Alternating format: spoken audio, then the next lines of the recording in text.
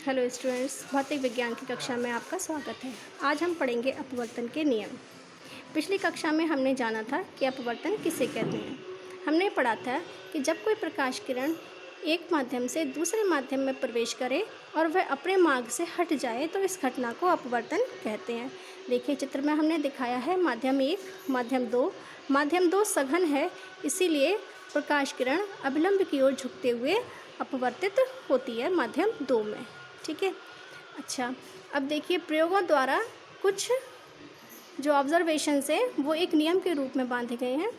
पहला नियम क्या कहता है, हम देख रहे हैं आपतित किरण, अभिलंब और अपवर्तित किरण, ये तीनों एक ही तल में हैं। तो यह है हमारा नियम नंबर 1। आपतित किरण, अभिलंब और अपवर्तित किरण तीनों एक ही तल में स्थित होते हैं। दूसरा नियम क्या कहता है कि आपतन कोण की ज्या और अपवर्तन कोण की ज्या में एक निश्चित अनुपात होता है, अर्थात sine I upon sine R नियत होता है। ठीक है।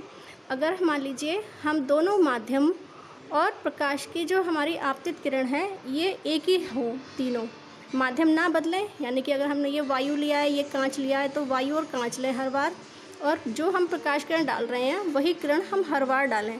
हम किसको बदलते रहें, आई को बदलते रहें। एक बार 30 लें, एक बार 45 लें, एक बार 60 लें, तो हर बार आर का मान अलग अलग आएगा।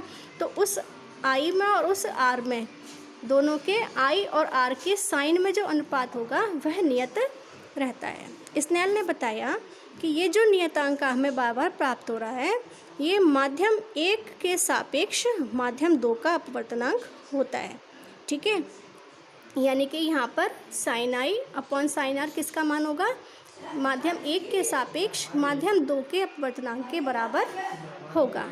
देखिए, स्नेल का नियम क्या कहता है कि आपतन कोण की ज्या तथा अपवर्तन कोण की ज्या का अनुपात पहले माध्यम के सापेक्ष दूसरे माध्यम के अपवर्तनांक के बराबर होता है।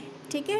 कैसे लिखेंगे, पहले माध्यम के सापेक्ष दूसरे माध्यम का अपवर्तनांक equal to sine I upon sine R. इसको हमने कहा समीकरण नंबर 1।